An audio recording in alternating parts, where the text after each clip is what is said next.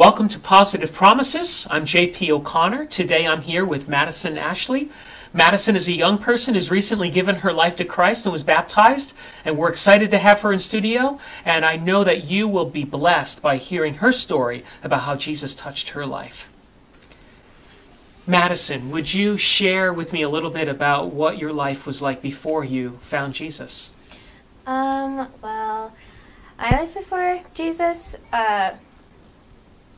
but we weren't really into, going to church, and we'd go time to time, we'd go out to eat, and we had a lot of, fun. We'd go out with friends, or we'd always do, other things instead of going to church and learning about God. And it doesn't sound like you went to church often, and even when you did, you didn't connect. Tell me about your school life. What was that like? Normal, just trying to fit in and trying to be with the popular kids or the cool kids, and it's elementary. I mean, you don't have to be cool.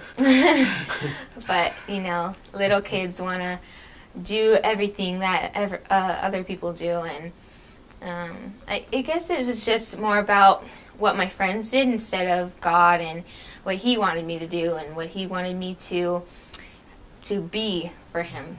And so, yeah. What kind of temptations are there for young people today out there in the world? I mean, forgive me, I'm an old man now. But, what are the things that kids your age are dealing with? Well, I'm in middle school now, so, the temptation of what we're learning about drugs and bullies, and, they're always tempting, people will say, do you want alcohol, or and it's tempting to the kids because they don't want to be and be like a little goody, and so they'll try new things, or so basically, in middle school there are so many temptations that the kids can't resist, and so it's really hard for them. Right. Do you see a lot of your friends getting tangled up in these things? Most of them.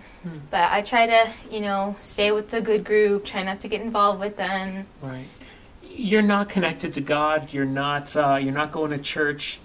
Is there ever a time in your heart that you felt like you needed something else but you didn't know what it was? Yes.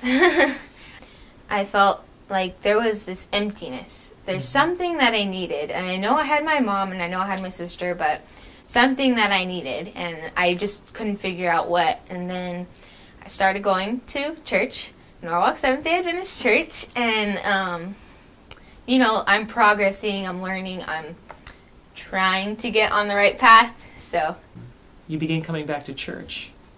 What was your experience coming to church, finding God for the first time?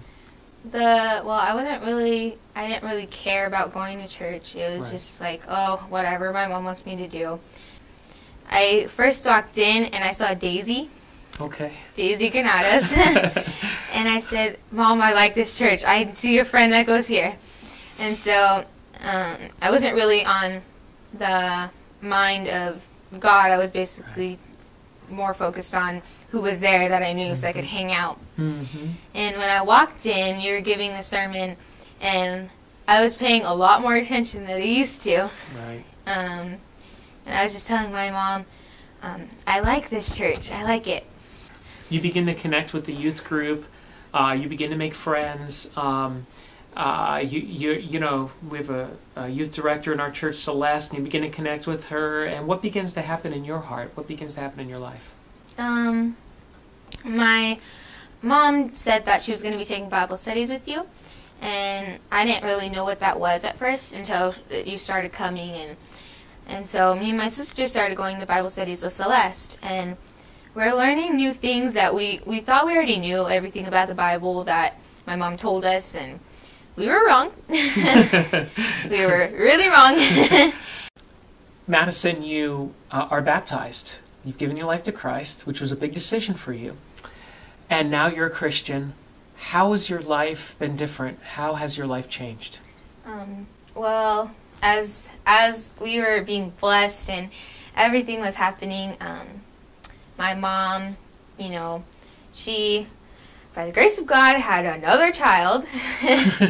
And we were thinking, oh, it's going to be so fun. It's not that fun.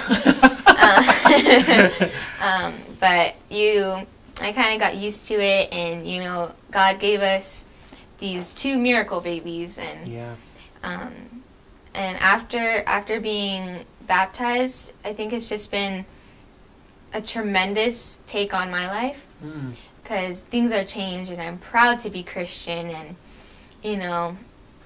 I know that God will be there for me. And so I was reading the Bible, and I came upon this verse, and it's Hebrews 13:5, and it says, "Never will I leave you, never will I forsake you." And that verse I thought was really, really so me. Sure. And so everything's been a toll, and I'm progressing, and I'm going, and I'm trying to get on the right path, and I'll be there. And I'm thinking now that I'm going to be ready when God comes. I'm going to be happy when he comes, and I'm going to get to meet him and ask him so many questions. Me that too. He might get annoyed with me. But I think I'm going to be ready, and I know in my heart that he'll always be there if I need him, or if I'm in trouble, that he will be there. So. Amen. And obviously this verse is saying that he is always with you no matter what. And he was always with you even before you discovered that he was with you. He was always there for you. How has your decision changed the way you relate to school, and maybe your friends at school, and the temptations we talked about in the first part of your story? How is him in your heart? How has that changed that?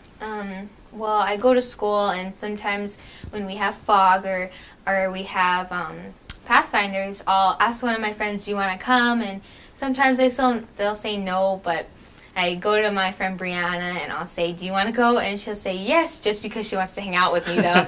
And but she usually doesn't come sometimes. But I think that having the courage to go out there and ask them, and being able to go out in the neighborhood, and basically trying to do God's work is, I am in my mind, I know that he appreciates it, and at least I'm trying.